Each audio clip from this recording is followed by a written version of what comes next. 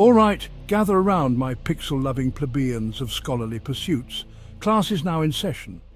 Today I'm here to educate you on why vintage game collectors are absolute fucking losers and out of their goddamn minds. Yes, you heard me correctly. Utter losers and moron joy boys with no life.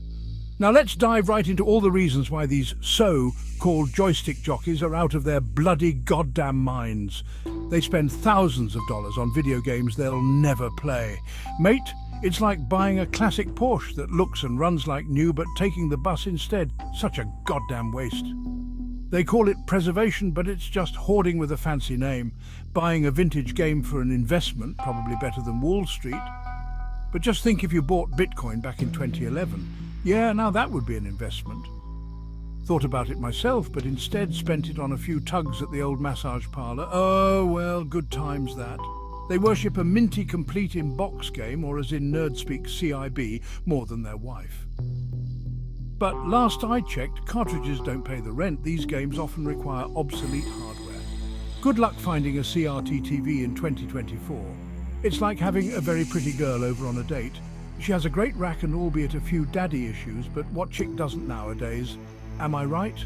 But instead of adult time, this fucking loser just stares at her the entire time. Charlie Sheen would be so ashamed. They argue over the minutest details. Who cares if the label is slightly off-center? Or the seal isn't perfect, just open it and play it for God's sakes.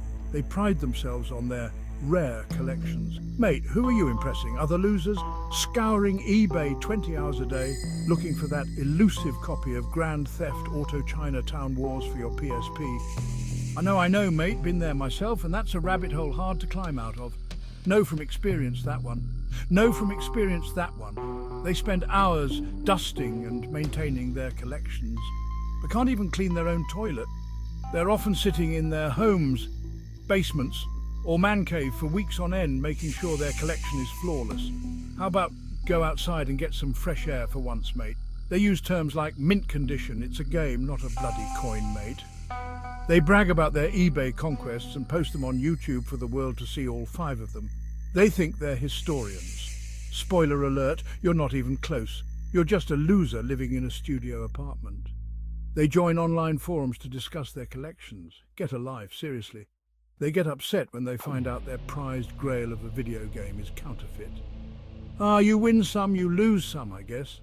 Maybe next time just pay the rent with that grail money and you wouldn't be up to your eyeballs in debt, you stupid moron. They refuse to acknowledge emulation. It's like living in denial. They hate modern gaming innovations. Adapt or perish, mate. They believe in the good old days. Who doesn't? But at least for me, it's the good old days of having a full, lush lock of hair, not playing Nintendo in your parents' basement. Nostalgia's a hell of a drug. I really do miss getting haircuts. They invest in games like they're stocks. Spoiler alert, the market will crash. They host game nights to show off their collection. Boring. They think physical is superior to digital. Tell that to my solid-state hard drive with 6 terabytes of memory. They have entire rooms dedicated to their collections. Sounds like a waste of space to me. They think gaming has lost its soul. Mate, it's just evolved. And finally, they believe they are the guardians of the gaming culture.